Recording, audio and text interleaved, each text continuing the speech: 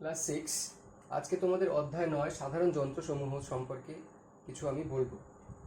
প্রথমে আমরা জেনে নেই সাধারণ যন্ত্রসমূহ মানে যন্ত্র কাকে বলে। তার কয়েকটা পয়েন্ট আমি এখানে লিখেছি, তোমাদের বলছি পড়ে, তোমরা শুনে নাও এবং লিখে নেবে সেগুলো। দেখো, যন্ত্র হচ্ছে এমন এক ব্যবস্থা যার মাধ্যমে কম বল প্রয়োগ করে বেশি বাধা অতিক্রম করা যায়। তার মানে কি, কোনো একটা যন্ত্র আমরা কেন ব্যবহার করছি?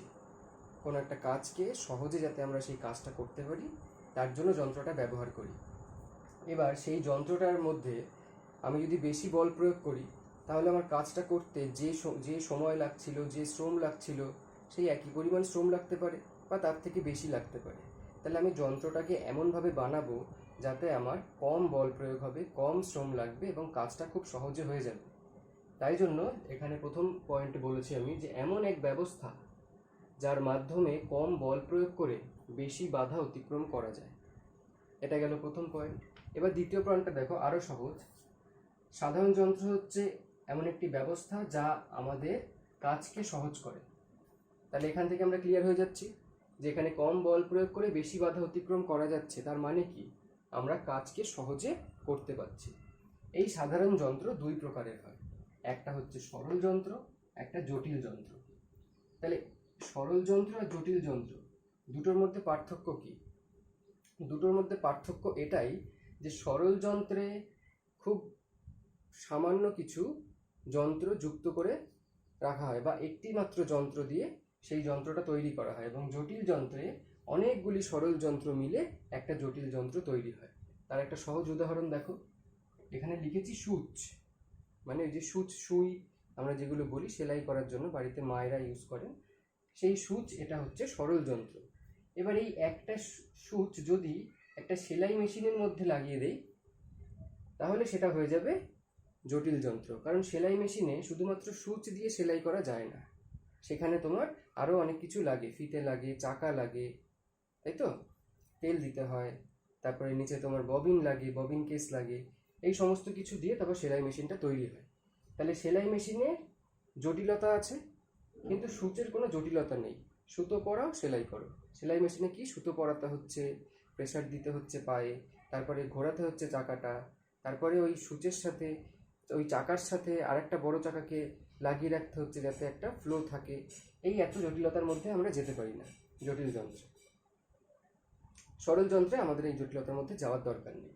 তাহলে সুচ একটা সরল যন্ত্র আর সেলাই মেশিন একটা জটিল যন্ত্র, দুটোই কিন্তু আমাদের কাজকে সহজ করে। আমরা সুচ ছাড়া কি সেলাই করতে পারতাম না। এবার চলে আসি এই সরল যন্ত্রের ব্যবহারে। আমাদের চ্যাপ্টারে সরল যন্ত্রের ব্যবহার আছে। সেখানে কি বলেছে?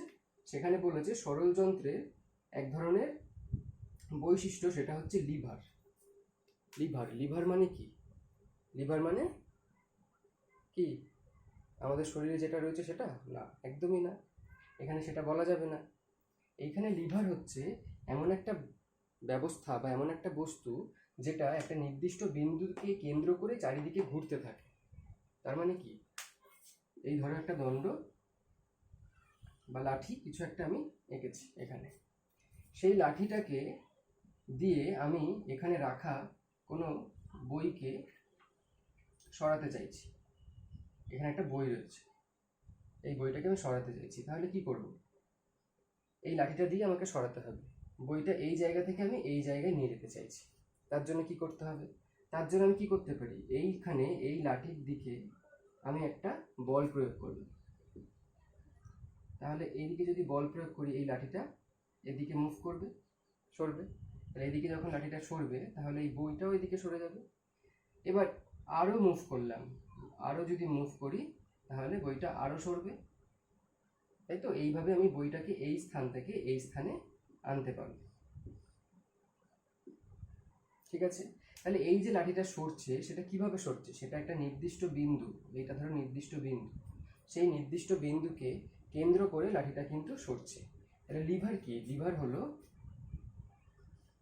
একটি দণ্ড, একদম সহজ ভাষায় আমরা লিখি একটি দণ্ড, যা একটি নির্দিষ্ট বিন্দুকে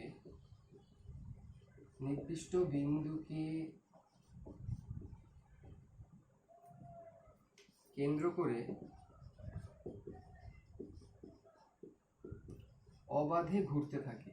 অবাধে মানে ওকে বাধা দিতে হয় না, বা বাধা দিলে ঘুরতে পারবে না, ঘুরতে থাকে। তাহলে এই পার্টটা তোমরা লিখে নাও।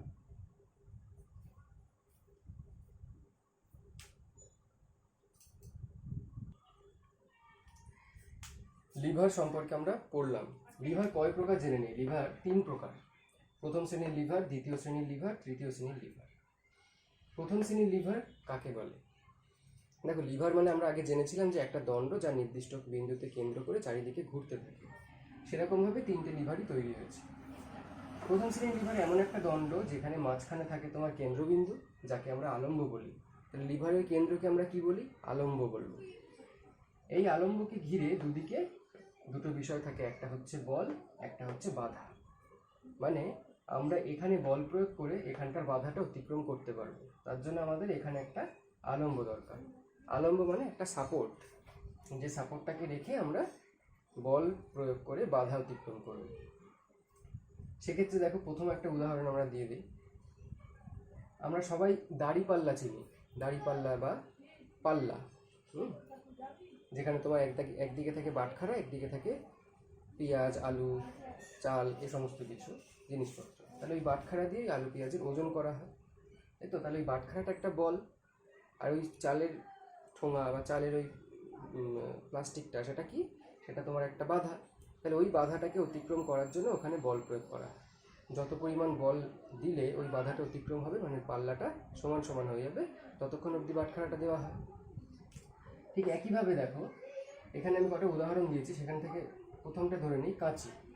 কাঁচি একদিকে থাকে আমাদের আঙুল দিয়ে ধরার জায়গা, একদিকে থাকে চুল কাটার ওই ছোচলা অংশটা, আর মাঝখানে থাকে স্ক্রু দেওয়া আলম্ব।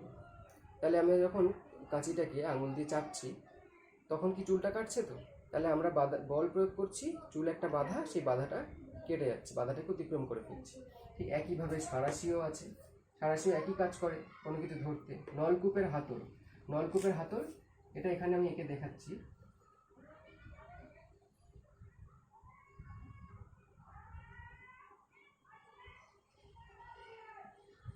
দেখো, এইখানে থাকে তোমার আলম্ব, এইখানে থাকে আলম্ব। এখানে আমরা বল প্রয়োগ করি, আমরা বলটা প্রয়োগ করি, আর এখানে থাকে বাধা। সেই বাধাটা থেকে তোমার জলটা উপর দিকে উঠে আসে আর এইখান দিয়ে বেরিয়ে আসে, বুঝলে? তাহলে এখানে আমরা বল প্রয়োগ করি, বল প্রয়োগ করাতে বাধাটাকে অতিক্রম করি, সেই জলটা উপরের দিকে উঠে আসে, এখান থেকে জলটা বেরোতে থাকে। নলকূপের হাতলকে দেখে আমরা ভাবতে পারি যে এখানে যেহেতু আলম্ব রয়েছে, তাহলে এখানে বাধা থাকার কথা, তাহলে এটা দ্বিতীয় শ্রেণীর লিভার হতে হবে, এই যেখানে গেছি। কিন্তু তা নয়, এখানে থাকে আলম্ব, এখানে থাকে বাধা, এখানে থাকে বল। মনে থাকবে, নলকূপের হাতল, কোদাল, বেলচা, শাবল, দাড়িপাল্লা, এই সবকটা উদাহরণ হচ্ছে প্রথম শ্রেণীর লিভারের উদাহরণ। এবার চলে আসি আমরা দ্বিতীয় শ্রেণীর লিভার। দ্বিতীয় শ্রেণীর লিভারে কি বলেছি? দেখো, একই জিনিস থাকছে, বাধা, আলম্ব, বল, কিন্তু তারা শুধু জায়গা পরিবর্তন করছে। আলম্বটা একদম ধারের দিকে চলে এসছে, আর বলটা যেখানে ছিল সেখানেই আছে, শুধু চেঞ্জ হয়েছে বাধা, বাধা চলে এসছে মাঝখানে। আর এই তীর চিহ্নটা কি? তীর চিহ্নটা তোমার প্রয়োজন বিশেষে, যদি কোনো কিছুতে নিচের দিকে বল প্রয়োগ করতে হয় তখন নিচের দিকে বল প্রয়োগ হবে, যদি কোনো কিছুকে ওপরের দিকে বল প্রয়োগ করে নিয়ে যেতে হয় তখন ওপরের দিকে বল প্রয়োগ হবে। তাহলে এই বাধাটা থাকছে মাঝখানে। সেরকম আমরা কি দেখতে পারি? দেখো, আমি এখানে একটা ছবি আঁকছি, এটা দেখে তোমরা কিছু মনে করতে পারো কিনা দেখো।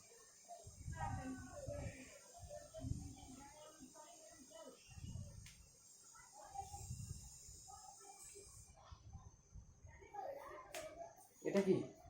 এটা একটা জাতি, এই যে জাতি। এই জাতির মাঝখানে সুপারি রেখে চাপ দিলে কেটে যাবে।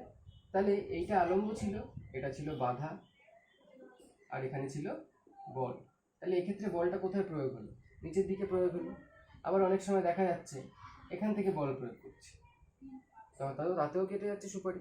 তাহলে এইভাবে তোমার খালি বলটা প্রয়োগ হবে একটা ধার থেকে, মাঝখানে বাধা থাকবে, আরেক দিকে থাকবে আলম্ব। এরকম উদাহরণ হচ্ছে দ্বিতীয় শ্রেণীর লিভারে। তাহলে দ্বিতীয় শ্রেণীর লিভার কাকে বলে যদি বলি, তাহলে আমাদের লিখতে হবে দ্বিতীয় শ্রেণীর লিভার হলো এমন একটি দণ্ড যার এক প্রান্তে আলম্ব থাকে এবং আরেক প্রান্তে থাকে বল এবং মাঝখানে থাকে বাধা। এরকম সরল যন্ত্র বা এরকম লিভারকে বলা হচ্ছে দ্বিতীয় শ্রেণীর লিভার। ঠিক আছে, লিভার এক প্রকারের সরল যন্ত্র, এবং যদি লিভার সেই মুহূর্তে মনে না পড়ে তাহলে সরল যন্ত্র লিখবে। ঠিক আছে, এর উদাহরণগুলো আমরা একটু পড়ে নিই। দেখো, ছবির মতন করে ভাবতে থাকো সেগুলো। জাতি দেখে নিয়েছি আমরা। পাঞ্চিং মেশিন, পাঞ্চিং মেশিন কোনটা? পাঞ্চিং মেশিন নর্মাল আমরা যে স্টেপল করি স্টেপলার, সেটাও হতে পারে।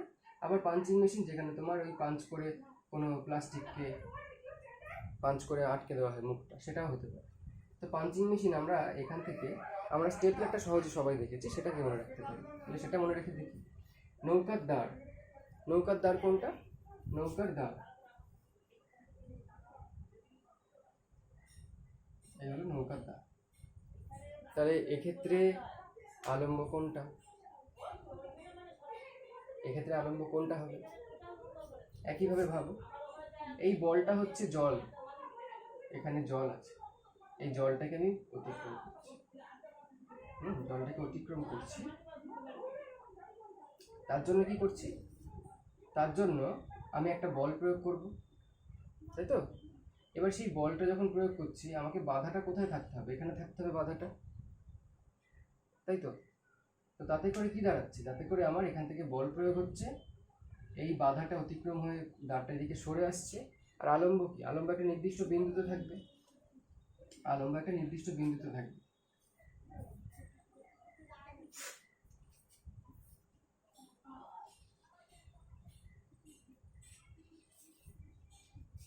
চলে আসি ছিপি খোলার যন্ত্র, হাত গাড়ি, এগুলো সবকটা দ্বিতীয় শ্রেণীর লিভারের উদাহরণ।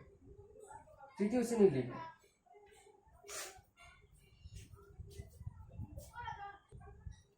তৃতীয় শ্রেণীর লিভারে কি হচ্ছে না, এই দণ্ডটার মধ্যে বল চলে আসছে মাঝখানে, আলম্ব একধারে ছিল ওখানেই আছে, আলম্ব একধারে আছে, বলটা মাঝখানে চলে আসছে, বাধাটা চলে যাচ্ছে ধারে। তাহলে এইভাবে আমরা দেখে নিই। এইভাবে দেখে নিলে আমরা কি পাবো? আমরা দেখতে পাচ্ছি এখানে মুখের চোয়াল, ক্রেন, হাত, চিমটা, ছিপ, ছুরি। ঠিক আছে, আমরা প্রথম উদাহরণটা দিয়ে ভাবি। মুখের চোয়াল,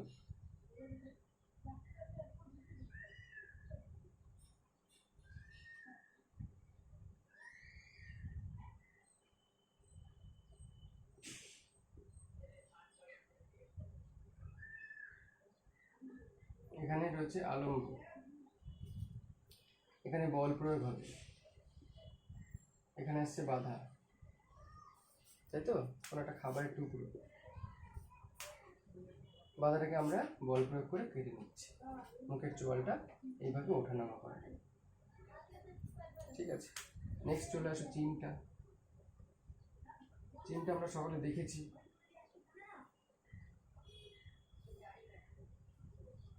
এরকম হতে পারে, আবার এরকমও হতে পারে। ঠিক আছে, এটা সবকটাই কি? তাহলে এই যে আলম্ব, এটাও আলম্ব, এখানে আমরা বল প্রয়োগ করছি, এখানে বাধা, এখানে আমরা বল প্রয়োগ করছি, এখানে আছে বাধা। মনে থাকবে মানুষের হাত, মানুষের হাত, এখানে কি হচ্ছে দেখো, এখানে আসছে আমার বাধা, একটা লোহার দণ্ড। তাহলে এই বাধাটা হাতের উপরে রয়েছে, আমি কি করবো? হাতটাকে ওপর দিকে তুলবো। তাহলে হাত থেকে যখন ওপর দিকে তুলবো, তাহলে বলটা আমার কিভাবে প্রয়োগ হচ্ছে? বলটা এই জায়গা থেকে প্রয়োগ হচ্ছে, এইখানে শক্তি দিতে হচ্ছে, এই শক্তি দিয়ে তুলছি, বলটা প্রয়োগ হচ্ছে। ঠিক আছে, তাহলে এখানে আমার বল থাকছে, এখানে থাকছে বাধা। এবার আলম্ব কোনটা? এই পয়েন্টটা আলম্ব। ঠিক আছে, এই পয়েন্টটা আলম্ব। এইভাবে আমাদের প্রথম শ্রেণীর লিভার, দ্বিতীয় শ্রেণীর লিভার, তৃতীয় শ্রেণীর লিভার সম্পর্কে জানা হয়। এরপরে আর কিছু কিছু বিষয় আছে লিভারকে নিয়ে বলছি। এবার চলে আসি আমরা লিভারের মতন আরো দুটো ষড়যন্ত্র, সেটা হচ্ছে একটা নততল, একটা চক্র আর অক্ষদণ্ড। এগুলো সম্পর্কে হালকা হালকা আমরা জেনে নিই, তারপর আমরা বইতে যা আছে সেগুলো পড়ে নেব। বইতে খুব সুন্দর করে পয়েন্ট লেখানো আছে, ওর জন্য আমি আর কিছু বলছি না, আমি শুধু ব্যাপারটা বুঝিয়ে দিচ্ছি যে কি জিনিস এটা। দেখো, নততল মানে হচ্ছে ভূমির সাথে সূক্ষ্ম কোণ করে অবস্থিত একটি ঢালু পাটাতন। সেটা কাঠের পাটাতন হতে পারে, লোহার পাটাতন হতে পারে, বা পাত, যেটাকে আমরা ব্যবহার করে আমাদের কাজটাকে সহজ করি। কি ধরনের কাজ? এখানে আমার একটা বস্তুকে তুলতে হবে, এই বস্তুটাকে এখানে নিয়ে যেতে হবে। আমি এইভাবে উপরের দিকে তুলতে যতটা পরিশ্রম হবে, এইভাবে উপরের দিকে তুলতে তার থেকে কম পরিশ্রম হবে, তাই তো? দেখো, আমরা যদি সিঁড়ি দিয়ে উঠি আর আমরা যদি মই দিয়ে উঠি, আমাদের ওঠাটা সহজ কিসে হয়? সিঁড়ি দিয়ে ওঠাটা সহজ হয়। তাহলে সিঁড়িটা কেমন? এরকম নততলের মতন ঢাল। আর মইটা কেমন? মইটা সোজা, তাই তো? তাহলে এই নততল দিয়ে উঠলে আমার সহজে ওঠা হয়ে যাবে, পরিশ্রম কম হবে। ঠিক একইভাবে ওই পরিশ্রম কম করার জন্যই তোমার নততল ব্যবহার করা হয়, কোনো বস্তুকে নিচ থেকে ওপরের দিকে ওঠানোর জন্য। ঠিক আছে, এবার চলে আসি চক্র আর অক্ষদণ্ড। চক্র আর অক্ষদণ্ড, দেখো ছবিটা দেখে কি মনে হচ্ছে? এখানে একটা বড় পাতকুয়ো আছে, সেই পাতকুয়োর মধ্যে থেকে জল তুলতে হবে, তাই জন্য এর ব্যবস্থাটা তৈরি করা হয়েছে, তাই তো? একদম ঠিক। পাতকুয়োর মধ্যেই এই ধরনের ব্যবস্থা থাকে, যেখানে একটা অক্ষদণ্ড থাকে। এটা হচ্ছে অক্ষদণ্ড, যার একটা নির্দিষ্ট অক্ষ আছে। সেই অক্ষটার নাম হচ্ছে ঘূর্ণন অক্ষ। কেন? এই অক্ষকে কেন্দ্র করে এই চাকাটা ঘুরতে থাকে। এই চাকাটা ঘুরতে থাকে। আবার এই চাকাটা যদি কখনো আটকে যায়, এই অক্ষটাও ঘুরতে পারে, এরা দুজনেই ঘুরতে পারে। তাহলে এই ঘূর্ণন অক্ষটাকে কাজে লাগিয়ে এই চাকাটা ঘুরছে, এই চাকাটার নাম হচ্ছে চক্র। তাহলে এই চক্র কোন কাজে লাগে? এই চক্রের মাঝখানটা একটু নিচু করা থাকে দড়ি আটকানোর জন্য। সেই দড়িগুলো আটকানো থাকলে দড়িটা নিচের দিকে নামে আবার ওপরের দিকে ওঠে। দুটো প্রান্ত খোলা থাকে, একটা প্রান্তে থাকে আমার বল, এটা বাধা, এই প্রান্তে থাকে বল। এই বাধাটাকে ওপরের দিকে তোলার জন্য আমরা বল প্রয়োগ করি, টানতে থাকি, তাই তো? আর এটা আস্তে আস্তে ওপর দিকে উঠে আসে।